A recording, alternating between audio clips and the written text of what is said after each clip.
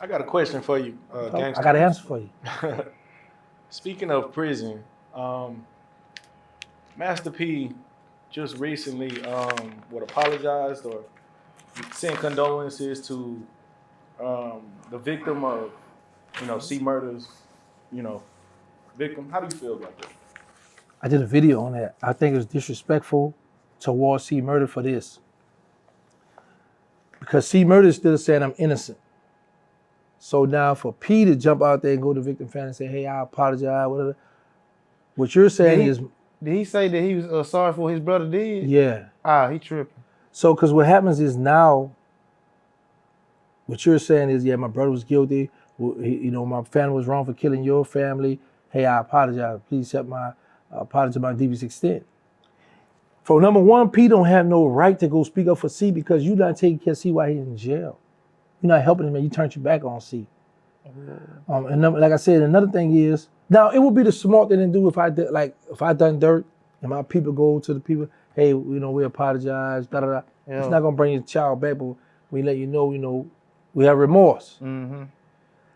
But if C instead of saying I'm innocent, the dude, the victim brother, been to prison, he said, because I had to record and I played it, it's a little documentary, it's an Angola documentary. Yeah. So.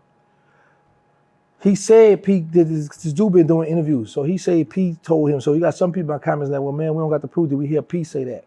Well, no, we didn't hear Pete say that. But it's this guy whose brother was killed who been doing interviews since his, interviews been going on with this situation. He been speaking out on it. He said this, so I don't believe this guy gonna just lie on Pete like that. You know what I'm saying? And here's another thing with social media. Pete heard that this man said that P always addressed a lot of other allegations. So he would have came on, nah, I didn't say that, right? Yeah. So taking the stance that P said that, I think he was... a mission of guilt. Yeah, man, you know what I'm saying? And now he got to understand this too. When you whack family members or hit people, that's open for lawsuits too now, wrong for debt and stuff. Yeah. You know what I'm saying? So Pete thinking he doing good, he did more harm. Yeah.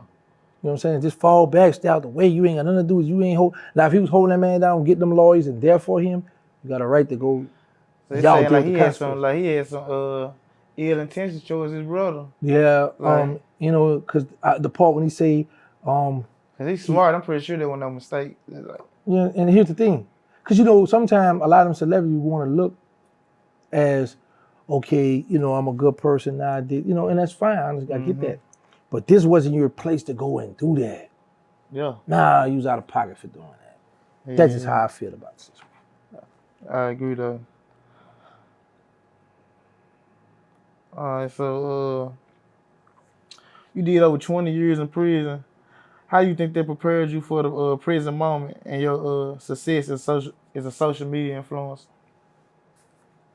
Bro, let me tell you about the social media. I didn't. You gotta see, here's the thing. I never had a cell phone in prison. So I didn't know how cell phones work. I started learning on day-by-day basis. And like I tell people, I was never one of those arrogant, cocky type guy, right? I used to be conceited, towards the girls and be like I'm flamboyant, that, of course. But when it came to people, I always tell people, I always do this. When people see me do that, I put my pride to the side and I ask. Mm-hmm. So it was people that were helping me along the way. Like they might say, "Oh, gee, press this button. No, you got to do this with my StreamYard." People was helping me out. Matter of fact, shout out to my boy Hank and TV. He helped me out a lot. And there's another brother named Farashid Exchange. I would call these people 1, 2 in the morning because I still on prison time. So sometimes I might call people sleep. Man, he might be up. He be on YouTube. Yeah. Hey, hello. Oh man, my bad. Woke you up. Yeah, I was saying, all right, but listen, I got you now. So check this out, bro. What I need to do? You didn't answer that thing now. I need to know what's going on. Help me out, bro. Yeah. So, and here's another thing, bro. Let me tell you, I thank God. What I believe my success on YouTube come from was I wasn't a person that was actually in the streets that came to the social media like, man, I'm still that dude. Y'all a boy, but not play. No. Yeah.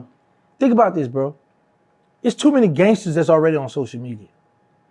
So social media needed something different. Mm-hmm. A person that was really once a gangster to come and say, listen, man, I did this. This was gonna happen. Yeah. So now Somebody to speak against it. right, Been you through know what I'm saying? So now I'm gonna tell you my story, but this is the backlash behind it. You know? So I could have come home, man, look, I'm back. Cause you know, you gotta understand this, bro. While I was in jail, I heard about the FNN, the Dracos, right? Mm-hmm. So now, you know, one will be like, boy, I want to try that little thing out, you know, something new. But I always tell people, yes, I'm old, but as long as the guns operate like they operate when I left, if the long bullet come out the front and come out the side, well, then I can still rock and roll if I want to, you know? But I know the consequences behind wanting to be a gangster stepper. Yeah. It's only 2, death or prison at the end of the day. Mm-hmm.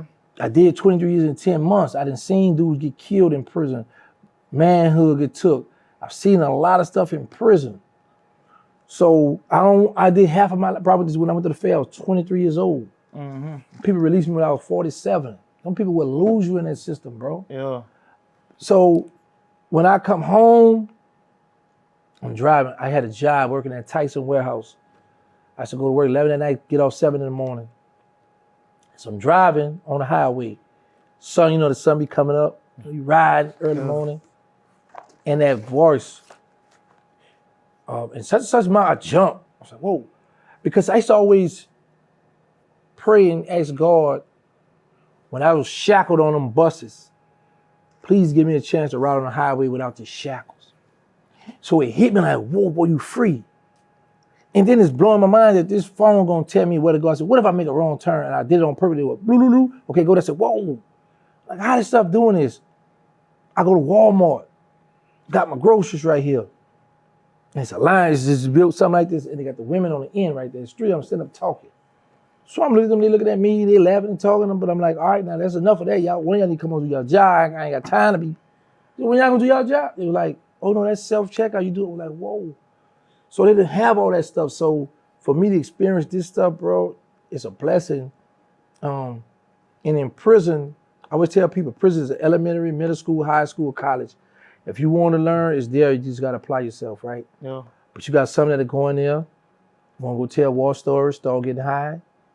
And I should tell my homies, bro, when I was in the Fed, I said, listen, they be deep on the yard. I said, man, when you come out there, I'll be in the law library because I'm trying to, y'all got released, I got life in 20. Yeah. But I said, homie, listen, all of us right here in our early 20s, we haven't done that much in our life to be out here every day telling war stories, bro. We're going to wind up lying to each other. When you start lying, you're going to believe them lies. You know what I'm saying? So, but if it's war or beef, I'm there for y'all. But other than that, I'm not about to come hang on this record with y'all every day telling no story. I'm just not going to do it. So I was one of the ones that always wanted to learn. If I didn't know something, I would ask somebody, you know. Like I learned this. I always thought in a dictionary the word in cursive. I thought that was a whole word. Yeah. In cursive, you know how to write in cursive? So I go to the dictionary, in cursive, I'm like, I-N. I don't see it. I say E-N. I say, hey, how you spell a word in cursive? They said, no, it's cursive. Oh, my bad. You know what I'm saying? So I was one of the ones I would ask, I don't know, you know what I'm saying, bro? Because I know this guy, he couldn't read or write. So he hit me with the, man, why don't cookies that on the stove, what? And I'm peeping it, right? I said, bro, you don't know how to read. And I say, man, not between me and you, know, Brian. So that's cool. I'm not going to, make fun of you or but he didn't know how to read or write. So I always ask people stuff, and to come home with the social media stuff, bro, the way this social media go, you got to be prepared for it. You got to develop bulletproof emotion because this social media will swallow you up. Yeah. Have you going crazy or real run you up off the internet. It's some cruel people behind them cameras. I know it's just like the industry, it's just like how the rappers be talking about, you know what I'm saying? They be like, it ain't no love in the industry. You know what I'm saying? So you can think about this here. If I'm on my phone and I see you, Crazy G, man, this job, man, forget you, Crazy G, you chump, you're not gonna see me. You never see me again in life. Yeah. So I could be an internet gangster. Because you don't know me, you don't know how I look behind this. Some people got fake pages. Yeah. So I say, okay, you a coward. If you gonna make a fake page to come and troll me, you a coward. Yeah, what they call them bots. But you got, what they call them? What they call them bots. Yeah. Or trolls, yeah. Okay, I heard the troll word. Speaking of trolls, what I heard Cardi B rap that word. Okay. I wonder what she meant. All right. Okay. Speaking of trolls, one of the biggest and guys that are doing it right now is Charleston White. Mm-hmm. How do you feel about Charleston White and him maybe having a boxing match with Lil Boosie?